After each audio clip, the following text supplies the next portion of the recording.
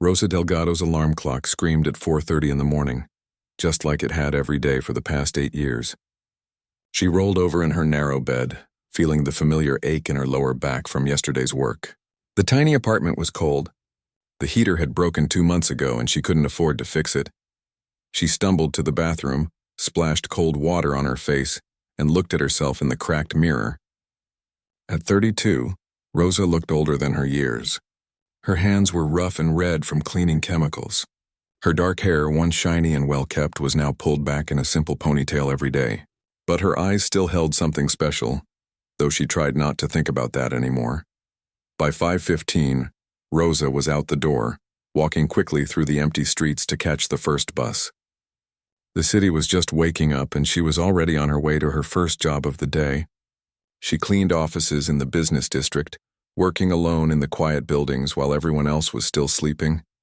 The office building was tall and modern, all glass and steel. Rosa used her key to enter through the back door.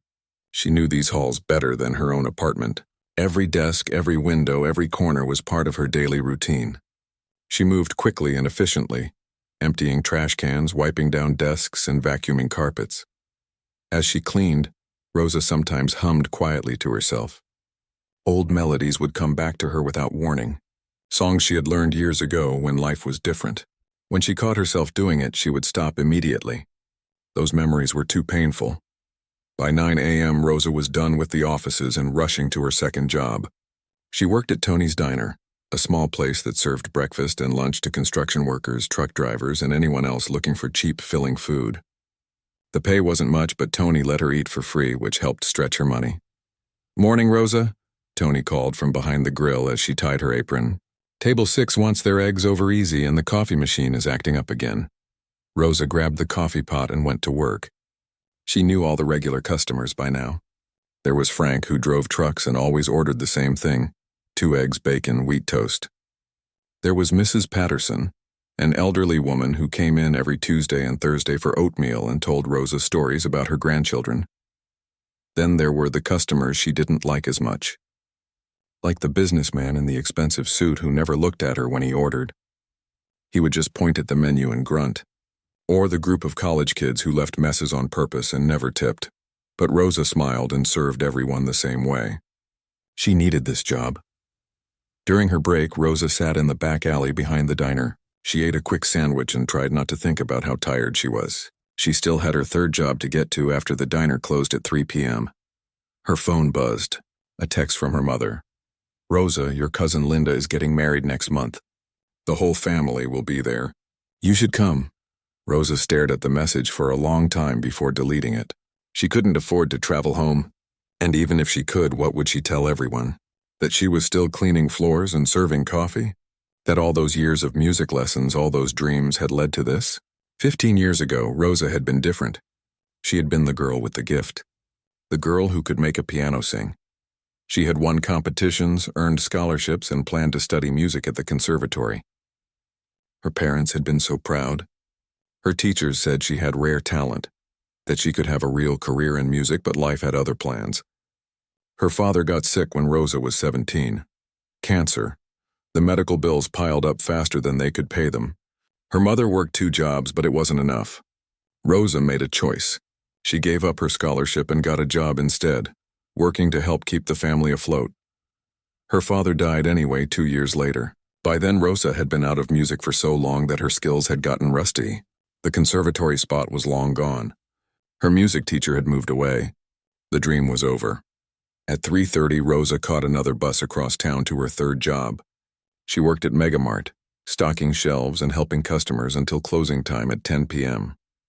The fluorescent lights were harsh, and the work was mind-numbing, but it paid better than her other jobs.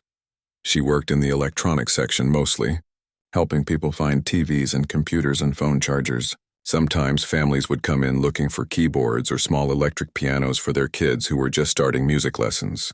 Rosa would show them the different models and explain the features, but inside it felt like swallowing glass. "This one has weighted keys," she would tell a mother shopping for her 8-year-old daughter. "It feels more like a real piano." The little girl would press the keys excitedly, playing simple songs she had learned in school. Rosa would smile and nod. but part of her wanted to scream. By the time Rosa got home each night, it was nearly 11 p.m. She would heat up a can of soup or eat a peanut butter sandwich, take a shower and fall into bed, only to wake up and do it all over again the next day. Her apartment was small and run down, but it was hers. The best thing about it, and also the worst thing, was the old upright piano against the far wall. It had belonged to her grandmother, and Rosa couldn't bring herself to sell it, even though she desperately needed the money. The piano was in bad shape now. Several keys stuck, and it hadn't been tuned in over 5 years. The wood was scratched and faded. But sometimes, late at night when she was sure the neighbors wouldn't hear, Rosa would sit on the bench and press the keys very softly. She wouldn't really play. Just touch the keys and remember. Remember what it felt like when her fingers moved across them like they belonged there. Remember the feeling of losing herself in a piece of music, of everything else in the world disappearing except the notes. But those moments never lasted long. Reality always came crashing back. Bills to pay, jobs to work, a life that had nothing to do with music anymore. Rosa lived day by day, paycheck to paycheck. She told herself she was just surviving until things got better, but deep down she knew things weren't going to change. This was her life now. She had made her choice 15 years ago.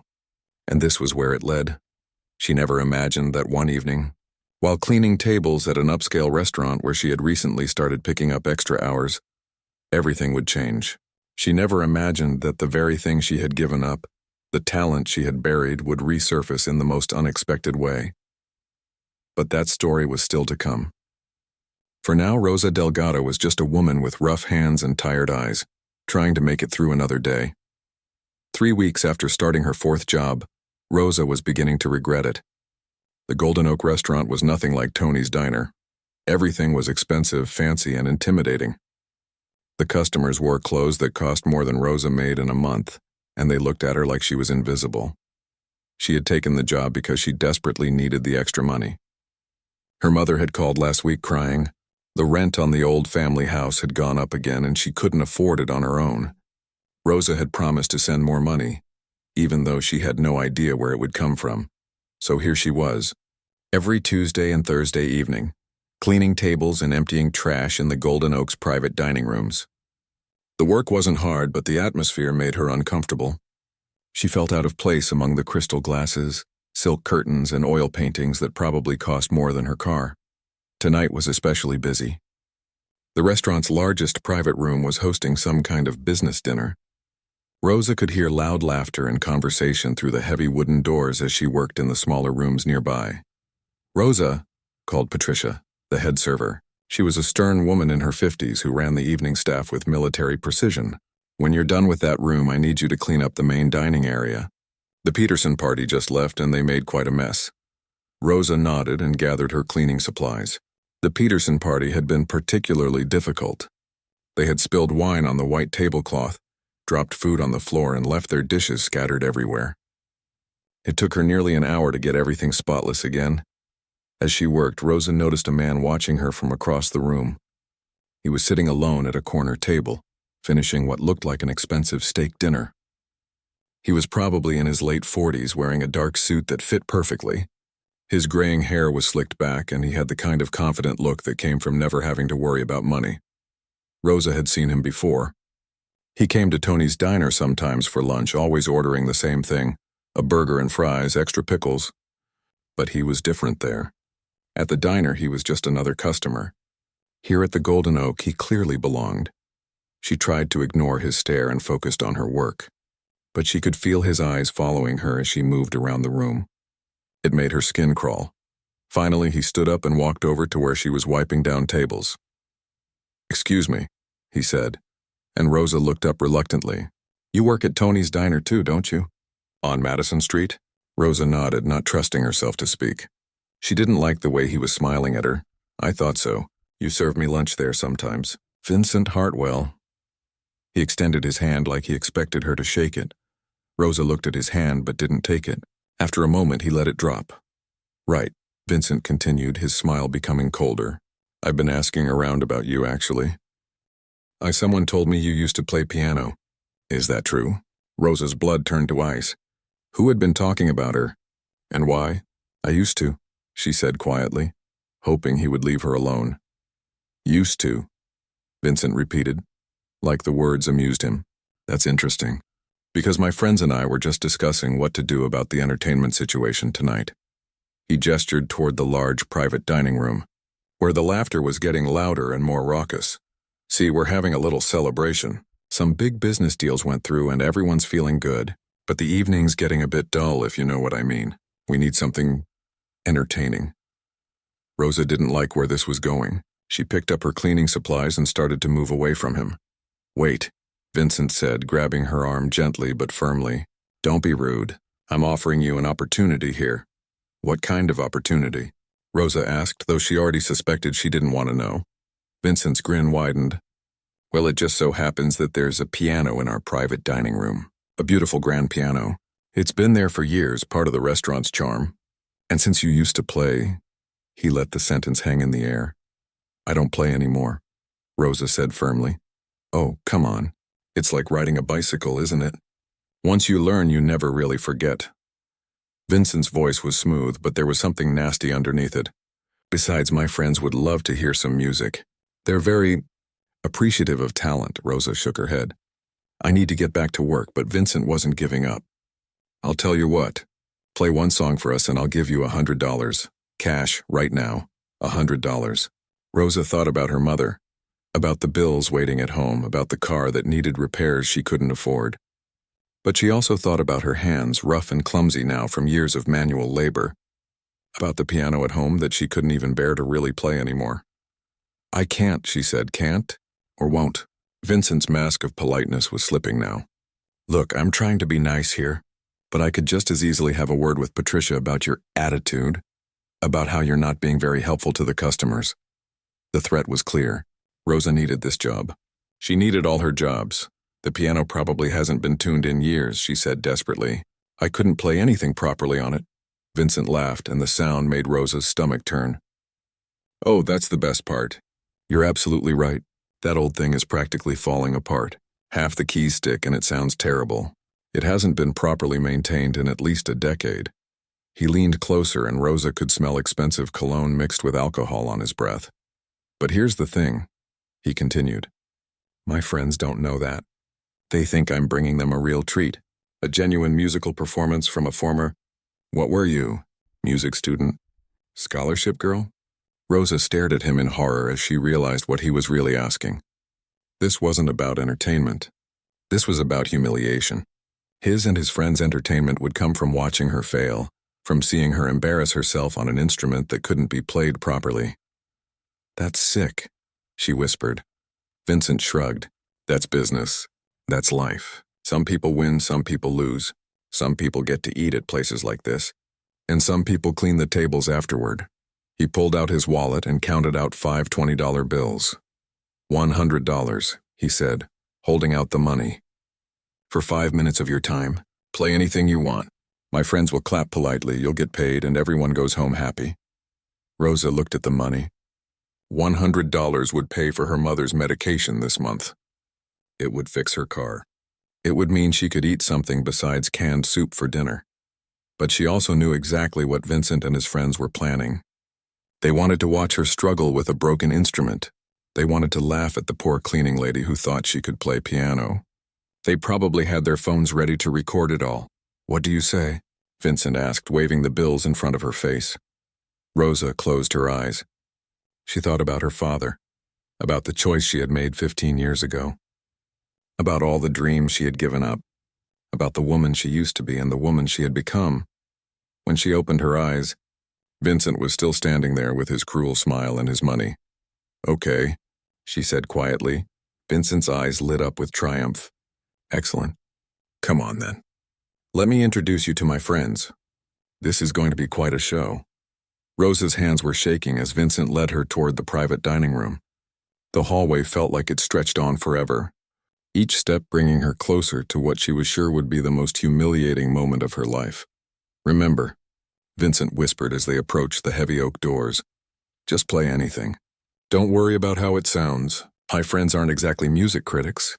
He pushed open the doors and Rosa was hit by a wall of noise. 12 people sat around a massive mahogany table. their faces flushed from expensive wine and good food. The men wore suits that probably cost more than Rosa made in 6 months. The women sparkled with jewelry that could have paid her rent for years. Everyone, Vincent called out, clapping his hands. I have a special treat for you tonight. The conversations died down as all eyes turned to Rosa. She wanted to disappear into the floor. She was acutely aware of her cleaning uniform, her worn shoes, her hands that smelled like bleach no matter how much she washed them. This is Rosa, Vincent announced with fake enthusiasm.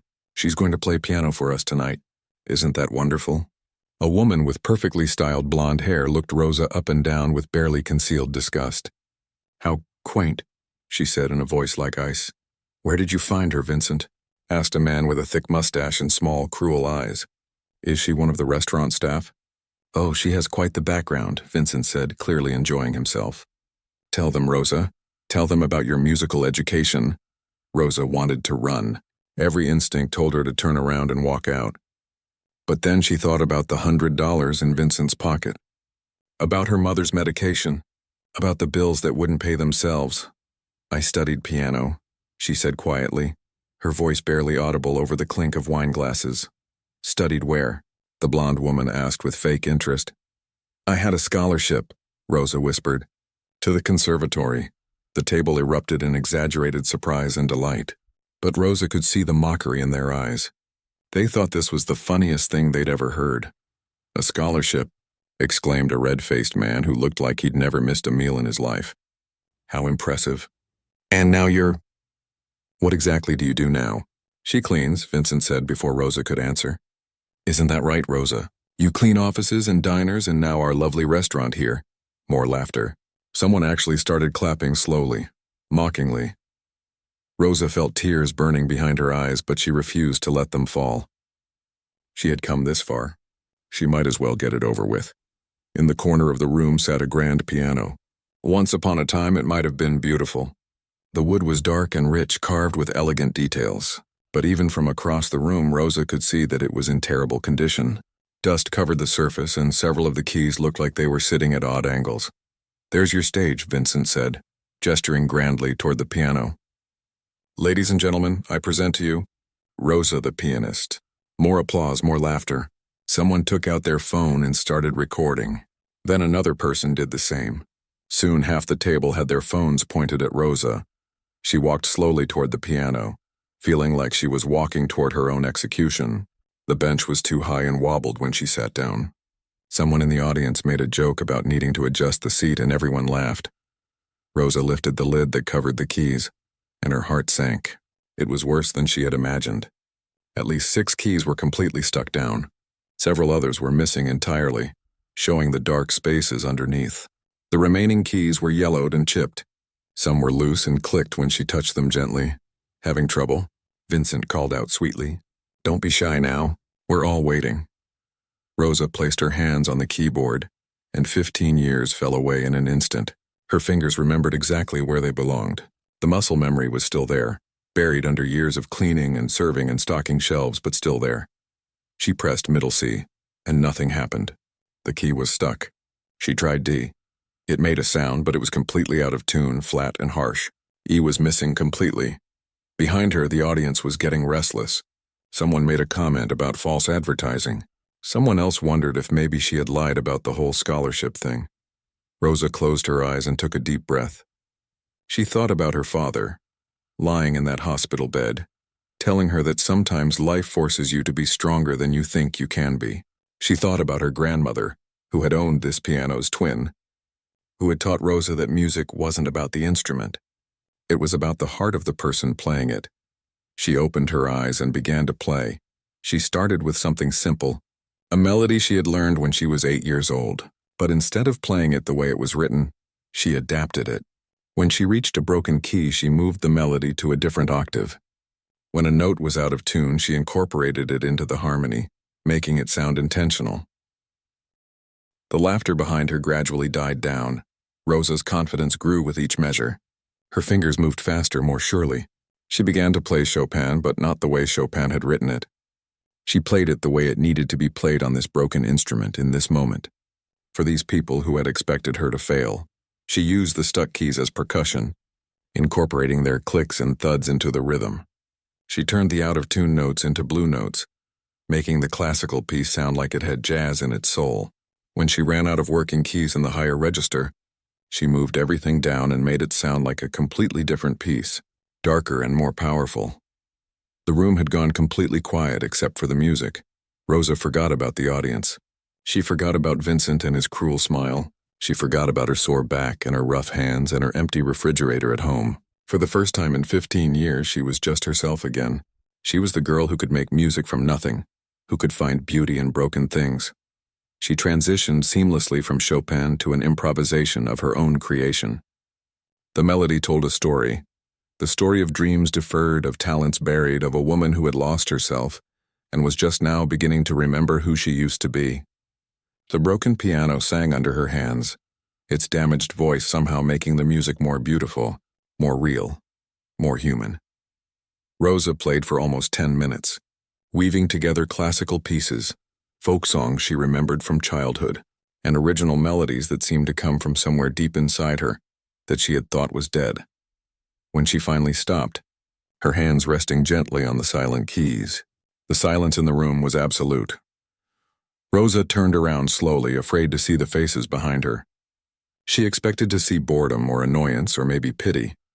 Instead, she saw something she never could have imagined. Vincent's mouth was hanging open. The blonde woman had tears running down her carefully made-up cheeks.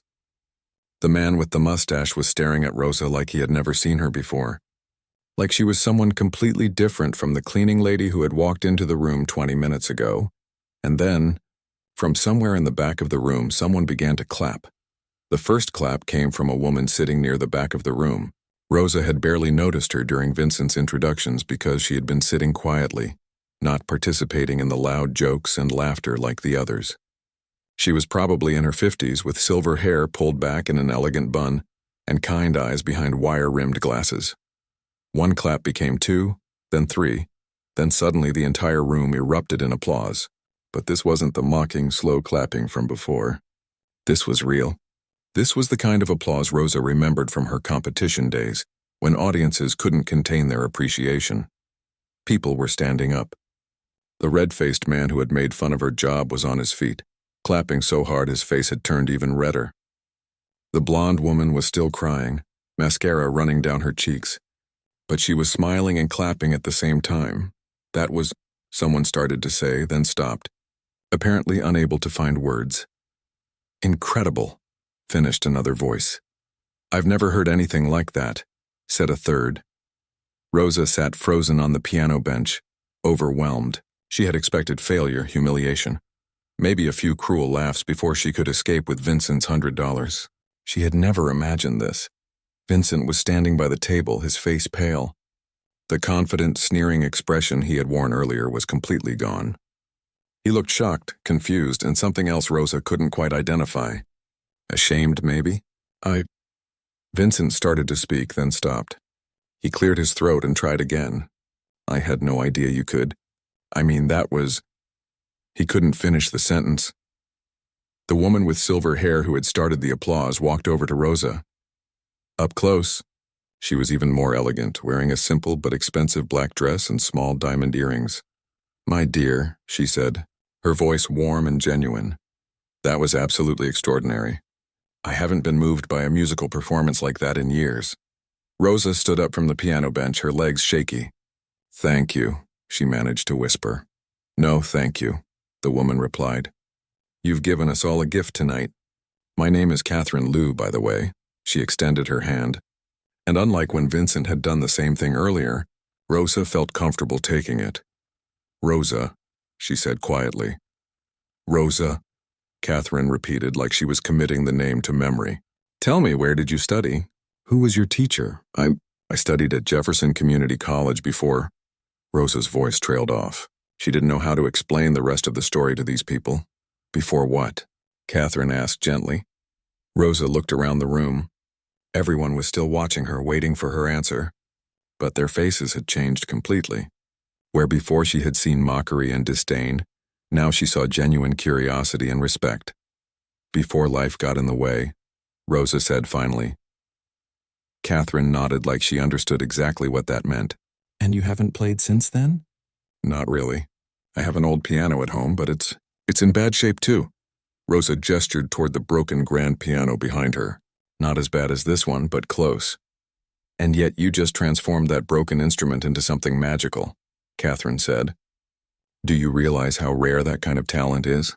How few musicians could have done what you just did? Rosa shook her head. She didn't feel talented. She felt lucky that she hadn't embarrassed herself. I was just trying not to mess up too badly, she admitted. This made Catherine smile. My dear, you didn't mess up at all. You adapted, you improvised, you took something broken and made it beautiful. That's not just technical skill. That's artistry. Another man from the table approached them. He was younger than the others, maybe in his 30s, with dark hair and an expensive watch. Excuse me, he said politely. I don't mean to interrupt, but I have to ask. Are you available for private performances? My wife and I are hosting an anniversary party next month. And after hearing you tonight, I don't think, Rosa started to say, but Catherine put a gentle hand on her arm. Don't answer that right now, Catherine advised. Take some time to think about it. More people were gathering around them now. Everyone wanted to talk to Rosa, to tell her how much they had enjoyed her performance. Someone asked if she had any recordings available. Someone else wanted to know if she taught lessons. Rosa felt dizzy with all the attention. An hour ago, these same people had been ready to laugh at her. Now they were treating her like a celebrity. Through the crowd, she could see Vincent still standing by the table, looking lost and uncomfortable. He kept opening his mouth like he wanted to say something, then closing it again. Finally, he pushed through the group and approached Rosa. Listen, he said, his voice much quieter than before. I owe you an apology. The conversations around them stopped. Everyone was listening. I brought you in here for the wrong reasons, Vincent continued, his face red with embarrassment. I expected, he shook his head. It doesn't matter what I expected. What you just did was amazing, and I'm sorry for treating you the way I did. Rosa stared at him. This was not the same man who had cornered her in the dining room earlier, who had waved money in her face and promised his friends a show. I had no right to assume anything about you. Vincent went on. I was wrong, and I'm sorry. He reached into his jacket and pulled out his wallet. Instead of the 5 $20 bills he had shown her earlier, he counted out 10 of them. This doesn't make up for what I did, he said, holding out the money. But it's a start. Rosa looked at the $200 in his hand. She still needed the money desperately, but taking it now felt different somehow. It didn't feel like payment for her humiliation anymore. It felt like appreciation, maybe, or guilt money. She took it anyway. She couldn't afford not to. Thank you, she said simply. Vincent nodded and stepped back, still looking uncomfortable. Catherine had been watching this exchange with interest. Now she turned back to Rosa. I have a question for you, she said, and I want you to think carefully before you answer. Rosa waited. If you could do anything with your music, if money and circumstances weren't an issue, what would you want to do? Rosa had not been asked that question in 15 years. She had trained herself not to even think about it. I don't know, she said honestly. Well, Catherine said with a smile, I think it's time you figured that out. She reached into her purse and pulled out a business card. It was simple, elegant, with just a name and phone number printed in small letters. Call me tomorrow, Catherine said, pressing the card into Rosa's hand. I think we should talk. Rosa looked down at the card. Catherine Liu, it said, and underneath, in smaller print, Liu Music Productions. I should get back to work, Rosa said, suddenly remembering where she was and why she was there. Actually, came a voice from behind them. I think you're done for the night. It was Patricia, the head server. Rosa had been so caught up in everything that she hadn't noticed her come in. The restaurant is closing soon anyway, Patricia continued. And after what we all just heard, I think you've earned an early evening. Patricia was smiling, which Rosa had never seen before. As Rosa gathered her cleaning supplies and headed for the door, the room broke into applause again. She turned back once to wave goodbye and saw all those faces watching her with respect and admiration. For the first time in 15 years, Rosa Delgado felt like a musician again. Rosa stared at Catherine Liu's business card for 3 days before she found the courage to make the call. She kept it on her kitchen table, next to her morning coffee cup, and every time she looked at it, her stomach filled with butterflies. What if Catherine had just been being polite that night? What if she didn't really mean it when she said they should talk? What if Rosa called and Catherine couldn't even remember who she was? But on Thursday morning, as Rosa was getting ready for another day of cleaning offices, serving food and stocking shelves, something inside her snapped. She was tired of being afraid. She was tired of letting opportunities slip away. She picked up her phone and dialed before she could change her mind. Liu Music Productions. "This is Catherine," came the warm voice Rosa remembered. "Hi, this is Rosa Delgado. We met at the Golden Oak restaurant on Monday night. You gave me your card and said I should call." "Rosa." Catherine's voice immediately brightened. "I was hoping you would call. I haven't been able to stop thinking about your performance. How are you?" I'm good. Nervous but good." Catherine laughed. "That's perfectly normal. Listen, are you free this afternoon? I'd love to meet with you, show you my studio, and talk about some possibilities." Rosa's heart started racing. "I work until 3, but I could come by after that." "Perfect. I'll text you the address." Catherine's studio was in a part of town Rosa rarely visited, where old brick buildings had been converted into artist spaces and trendy cafes. The studio itself was on the 3rd floor of a converted warehouse, with huge windows that let in streams of afternoon sunlight. "Welcome to my little corner of the music world," Catherine said as she led Rosa inside. The studio was beautiful. There were several pianos, including a gorgeous black grand that looked like it had been perfectly maintained. Recording equipment lined one wall, and gold records hung in frames around the room. "This is incredible," Rosa breathed, looking around in wonder. "I've been in the music business for 25 years, Catherine explained. "I've worked with everyone from classical musicians to pop stars to jazz legends. But what you did Monday night was something special, something I rarely see anymore." They sat down in comfortable chairs near one of the pianos. "Tell me about your situation," Catherine said gently. "What's your life like right now?" Rosa found herself opening up in a way she hadn't with anyone in years. She told Catherine about her father's illness, about giving up her scholarship, about the years of working multiple jobs just to survive. She talked about the piano at home that she couldn't afford to fix, about the dreams she had buried so deep she had almost forgotten they existed.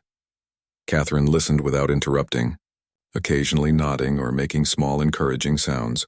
When Rosa finished, Catherine was quiet for a moment. "I want to offer you something," she said finally, "but I need you to understand that it won't be easy, and there are no guarantees." Rosa nodded, holding her breath. "I'd like to work with you, help you get back into music seriously. We'd start with some recordings, just to see what we can capture in a studio setting. If those go well, maybe we look at some small performance opportunities. Eventually, if everything works out, maybe we talk about an album." Rosa felt like she might faint. "I don't understand." "Why would you want to help me?" "Because talent like yours is rare," Catherine said simply, "and because I think the world needs to hear what you have to say musically. Your story, your experience, the way you can take something broken and make it beautiful. That's not just a performance technique. That's a gift. But I haven't played seriously in 15 years. I'm rusty, I'm out of practice, but we'll work on that. I have a piano here you can use for practice. We'll start slow, rebuild your technique, help you remember what you knew and learn what you might have missed." Catherine leaned forward. "Here's what I'm thinking. You keep your day jobs for now. We work together in the evenings and on weekends. No pressure, no deadlines. We just see what happens. Over the next 6 months, Rosa's life began to change in ways she had never imagined possible. She started spending her evenings at Catherine's studio, working on technique, learning new pieces, and most importantly, rediscovering her love for music. Catherine was a patient teacher and an encouraging mentor. She helped Rosa understand that her 15 years away from music hadn't been wasted. They had given her life, experiences that made her playing richer and more emotional. The first recording session was terrifying. Rosa's hands shook so badly she could barely play. But Catherine was patient, and slowly Rosa began to relax and find her rhythm. The recordings were beautiful. Catherine had Rosa play a mix of classical pieces and original improvisations, including a stunning version of the piece she had played that night at the Golden Oak. "I want to post one of these online," Catherine said after they finished. Just to see what happens, are you sure? Rosa asked nervously. Trust me. Catherine posted a video of Rosa playing her improvisation on a broken piano, along with the story of what had happened that night at the restaurant. She called it Broken Keys, Beautiful Music. The video went viral within a week. Rosa woke up one morning to find her phone buzzing with notifications. The video had been viewed over 1 million times. People were sharing it, commenting on it, talking about it on social media. This woman is incredible, one comment read. She turned a broken piano into magic. I can't stop crying, said another. This is what real music sounds like. News outlets picked up the story. Rosa found herself being interviewed on local television, then national television. Everyone wanted to know about the cleaning lady who could make broken pianos sing, but the attention was overwhelming. Rosa had never wanted to be famous. She just wanted to play music. We need to be careful, Catherine warned. Fame can be wonderful, but it can also be dangerous if you're not prepared for it. They decided to focus on the music rather than the publicity. Rosa quit 2 of her 4 jobs and started performing at small venues around the city. Her concerts were intimate affairs, often featuring her playing on deliberately damaged or out-of-tune pianos, showing audiences how beautiful music could emerge from imperfect instruments. Word spread through the classical music community. Other musicians started seeking her out, wanting to collaborate with the woman who could make broken things beautiful.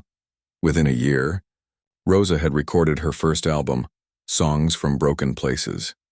It was a mix of classical pieces, jazz standards, and original compositions, all performed with the emotional depth that came from her years of struggle and her ultimate triumph.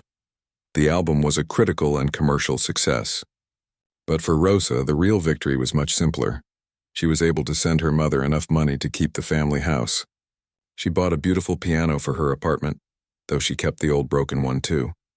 Most importantly, she started a music scholarship fund for students who couldn't afford lessons or instruments.